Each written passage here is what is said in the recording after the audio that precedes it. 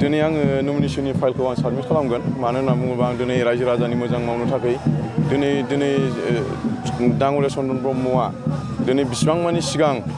खामानि मावलांदोंमोन बेखौ नुनानै दिनै रायजो राजाया आंखौ गसंनो थिननायलाय आंखौ मोजां मोननायलाय बिनि थाखायनो दिनै आं रायजो राजानि थाखाय मावनो ओंखारदों आङो डेभेलप मावगोन आरो आं रायजो राजानि थाखाय आं देखायगोन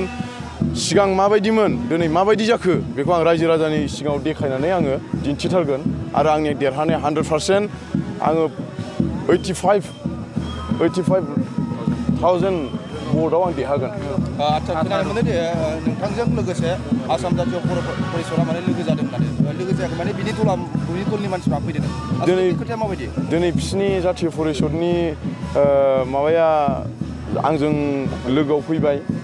सैथो बिसोरो जाहैबाय आंनो दाख्लै टिकेट होनायनि माबा बुंदोंमोन बिनि उनाव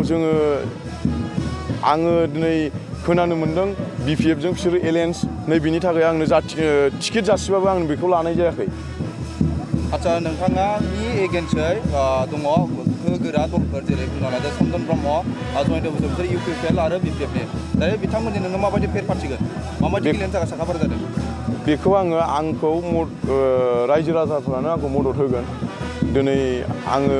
रायजो राजानि दारैनो आं देरहागोन रायजो राजाया दिनै आंखौ माने सापर्ट होनायजोंनो आं देरहागोन बेनो आरोखि। थारैनो नोङो जोङो गोबां सम इलेक्सन गेलेनायाव नुनो मोनबाय गोबां बेबायदिनो नोंथांबायदि केन्डिडेट ओंखारो आरो इन्डिपेन्डेन्टलि ओंखारो खिन्थु भट समनि सानसेनि सिगां उइथ्र' खालामो नोंथाङा बेनि सायाव मा बुंगोन? दिनै आङो बेवहाय नुजाफैनाया दिनै आङो 500-600ल' आं मानसि लिंदोंमोन दिनै बेयाव नाय नोंसोर नुबाय बेसेबां हाजार मानसि दङ 6,000-7,000 दिनै फैदों दिनै आरो न'खरसेयाव जुदि 6,000-7,000ल' जुदि फैदोंब्ला बेयावथ' फेमिलिफ्रा 7-8 थायो अब्ला आंनाव बेसेबां सापर्ट खालामगोन निस्सय देरहागोन आङो आसा दङ आङो 100% देरहागोन आङो 85,000